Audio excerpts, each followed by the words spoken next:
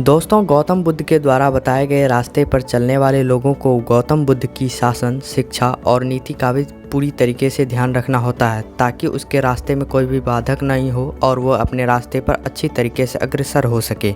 बुद्ध की शिक्षा को ध्यान में रखने के साथ साथ उस पर अमल करना भी अत्यंत आवश्यक होता है। बुद्ध की शिक्षा में कुल 6 शिक्षा होते हैं, जिसमें कि छवों के छवों नियम एक साधक को मानने पड़ते हैं। नंबर 1 पर आते हैं निंदा न करना। आज के ज़माने में जब कोई भी दो इंसान एक दूसरे के पास बैठता है तो वो अपने आप को डेवलप करने के बारे में नहीं सोचकर दूसरों की निंदा करता रहता है, और ये गौतम बुद्ध के द्वारा बताए गए रास्ते पर यह सरासर मनाही कर दी गई है कि दूसरे का निंदा नहीं करना है।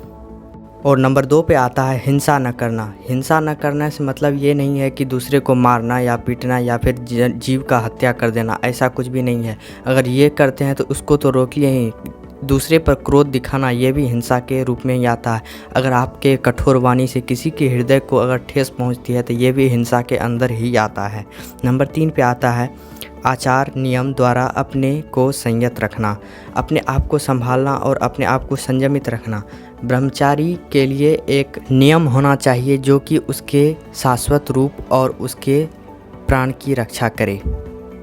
चौथे नंबर पे गौतम बुद्ध की शिक्षा में आती है मित भोजन करना, मतलब कम से कम और अत्यल्प भोजन करना। मतलब ये नहीं है कि पूरा पेट भर खाए और जो है कि उसके बाद आलस्य इतनी बढ़ जाए कि कोई भी काम ना कर सके।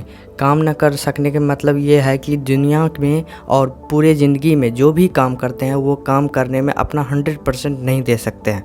वो होता है मित भोजन करना, जिससे कि आलस्य की कमी रहे।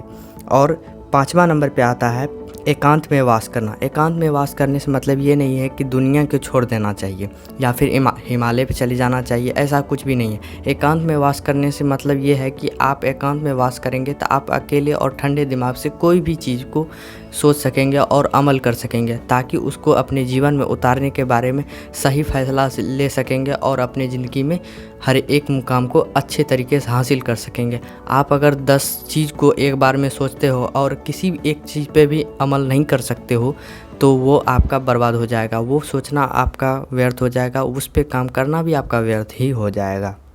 नंबर 6 है चित्त को योग में लगाना। अपने अंतरात्मा को भगवान के, ईश्वर के भक्ति में लगाना। और योग में लगाने से मतलब ये है कि अपने आत्मा को उस तरीके से बनाना जिसके सहारे से ईश्वर की प्राप्ति में सहायता हो सके। धन्यवाद।